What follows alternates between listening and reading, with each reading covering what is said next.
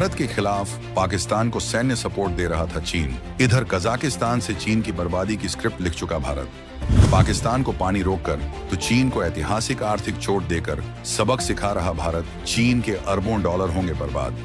भारत ने तैयार कर लिया ऐसा रणनीतिक प्रोजेक्ट जो तहस नहस कर देगा चीन के अरबों डॉलर वाले BRI प्रोजेक्ट को। तैयार हो रहा वो नया सिल्क रूट जो चीन से शुरू ही नहीं होता और जो भारत को बिना चीन पर निर्भर हुए जोड़ सकता है सीधे यूरोप से।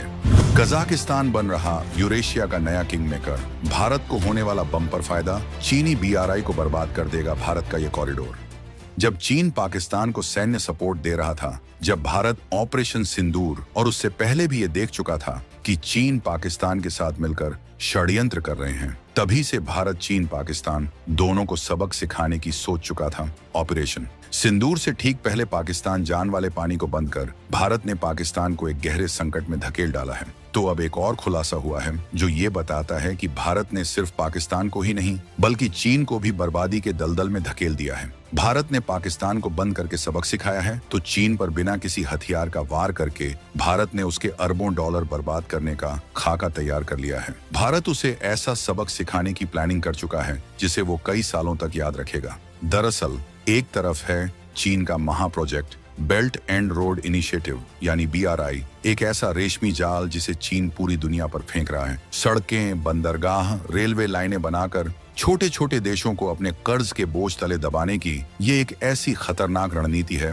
जिसका मकसद सिर्फ व्यापार नहीं बल्कि पूरी दुनिया पर अपना दबदबा कायम करना है। लेकिन अब इसी ड्रैगन के जाल को काटने के लिए एक नया रास्ता, एक नया कॉरिडोर उभर कर सामने आ रहा है जिसकी चर्चा दुनिया भर के रणनीतिक गलियारों में हो रही है। ये एक ऐसा रास्ता है जो चीन के पिछवाड़े से नहीं बल्कि मध्य एशिया के दिल से निकलता है और सीधे यूरोप के दरवाजे पर दस्तक देता है। ये ऐसा कॉरिडोर है जो चीन के BRI को बर्बाद कर देगा। तो चलिए उस राज से पर्दा उठाते हैं और उस नए रास्ते का नाम आपके सामने लाते हैं जो चीन के BRI के ताबूत में आखिरी कील साबित हो सकता है। इस रास्ते का नाम है trans Caspian international transport route TITR, जिसे मिडिल कॉरिडोर या मध्य गलियारा भी कहा जाता है। लेकिन ये रास्ता भारत के लिए इतना जरूरी क्यों है? इसे समझने के लिए हमें पहले ये समझना होगा कि भारत को चीन के BRI से क्या दिक्कत है। चीन का BRI प्रोजेक्ट ऊपरी तौर पर तो विकास का चोगा पहने हुए है, लेकिन इसकी रगों में विस्तारवाद का जहर दौड़ता है और इसका सबसे बड़ा सबूत है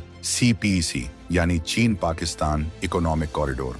ये चीन के BRI का ही एक हिस्सा है, एक ऐसी सड़क जो चीन को पाकिस्तान के ग्वादर बंदरगाह से जोड़ती है। लेकिन ये सड़क गुजरती है पाकिस्तान के कब्जे वाले कश्मीर यानी POK से, जो कि भारत का एक अभिन्न अंग है। ये सीधे सीधे भारत की संप्रभुता और क्षेत्रीय अखंडता पर एक हमला है। भारत ने कभी भी CPEC को स्वीकार नहीं किया है और हर अंतर्राष्ट्रीय मंच पर इसका पुरजोर विरोध किया है। 2024 में भारतीय विदेश मंत्रालय के प्रवक्ता रणधीर जायसवाल ने 2 टूक शब्दों में कहा था, जम्मू कश्मीर और लद्दाख भारत का अभिन्न अंग थे, हैं और हमेशा रहेंगे। CPEC पर हमारा रुख साफ है, हम इसके खिलाफ हैं क्योंकि यह हमारी क्षेत्रीय अखंडता और संप्रभुता के खिलाफ जाता है। अब जब चीन हमारी संप्रभुता का सम्मान करने को तैयार नहीं तो भारत क्यों उसके बनाए रास्ते पर चले? इसलिए भारत ने चीन के BRI का एक विकल्प खोजना शुरू किया और यहीं पर TITR यानी मिडिल कॉरिडोर एक हीरो बनकर उभरता है। ये एक ऐसा रास्ता है जो भारत को चीन की दादागिरी से मुक्त करता है और एक साफ सुथरा, तेज और भरोसेमंद विकल्प देता है। ये नए भारत की उस नीति का प्रतीक है जो कहती है, हम तुम्हारी शर्तों पर नहीं अपनी शर्तों पर दुनिया से जुड़ेंगे। अब आपके मन में सवाल उठ रहा होगा कि ये TITR या मिडिल कॉरिडोर आखिर है क्या भला? ये कौन सा जादू का रास्ता है? तो इसे आसान भाषा में समझिए।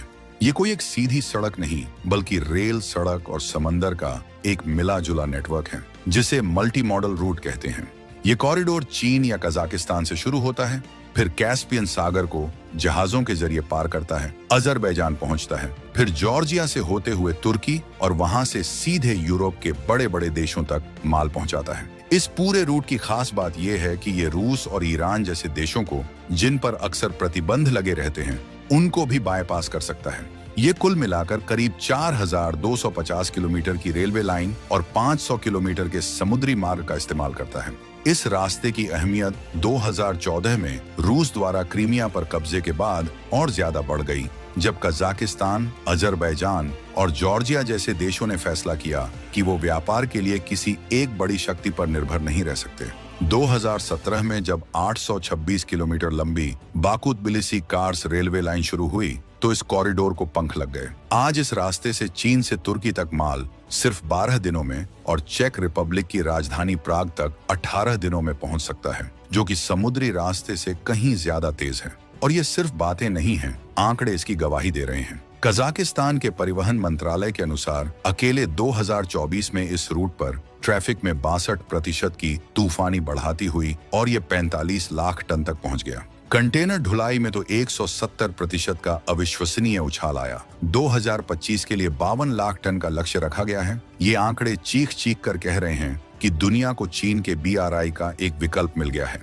और वो उसे हाथों हाथ ले रही है। इस पूरी कहानी का असली हीरो, असली किंग मेकर अगर कोई है तो वो है कजाकिस्तान। कजाकिस्तान ने ये समझ लिया है कि भविष्य कनेक्टिविटी का है और उसने खुद को यूरेशिया के सबसे बड़े लॉजिस्टिक हब में बदलने के लिए अपनी पूरी ताकत झोंक दी है। वो इस मिडिल कॉरिडोर को सिर्फ एक रास्ता नहीं बल्कि एक सुपर हाईवे बनाने में जुटा है। कजाकिस्तान अपने लॉजिस्टिक्स नेटवर्क में इतना भारी निवेश कर रहा है कि सुनकर आपके होश उड़ जाएंगे।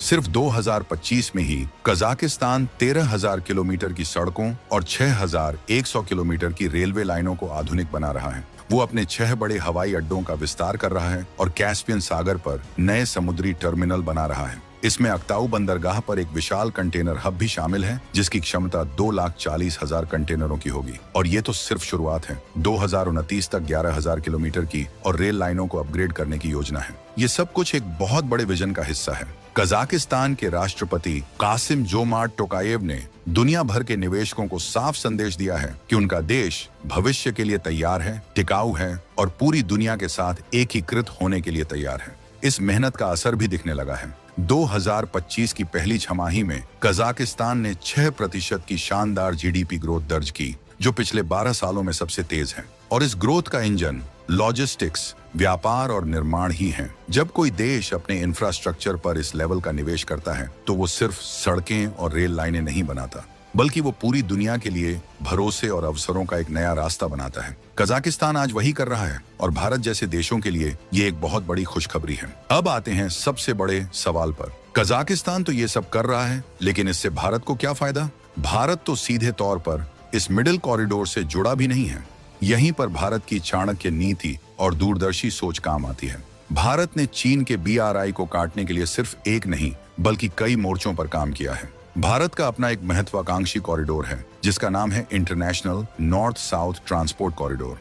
ये 7,200 किलोमीटर लंबा एक ऐसा नेटवर्क है जो भारत के मुंबई को ईरान के चाबहार बंदरगाह के जरिए सीधे रूस और यूरोप से जोड़ता है। अब आप नक्शे को ध्यान से देखिए। एक तरफ है TITR जो पूर्व से पश्चिम की ओर जा रहा है और दूसरी तरफ है INST जो उत्तर से दक्षिण की ओर जा रहा है। और ये दोनों रास्ते आकर मिलते हैं कैस्पियन सागर और काकेशस के इलाके में, खासकर अजरबैजान में।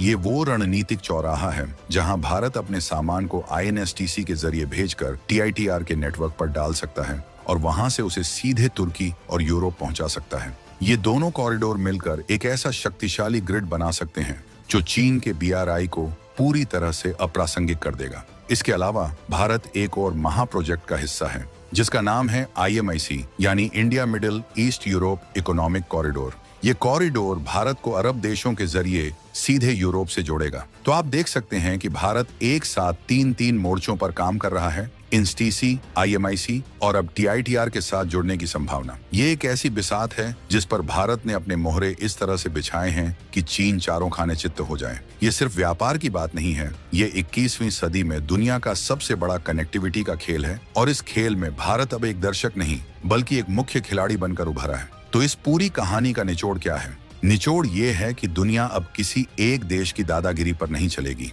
चीन का ये सोचना कि वो BRI के जरिए पूरी दुनिया को अपनी जेब में रख लेगा एक बहुत बड़ी भूल थी। TITR जैसे कॉरिडोर का तेजी से उभरना इस बात का सबूत है कि दुनिया को विकल्प चाहिए और भारत उन विकल्पों को बनाने और उनसे जुड़ने में सबसे आगे है। भारत के लिए TITR का महत्व बहुआयामी है। पहला, ये चीन पर हमारी आर्थिक निर्भरता को कम करता है। दूसरा, ये पाकिस्तान को पूरी तरह से बाईपास करके हमें एक सुरक्षित और स्थिर रास्ता देता है।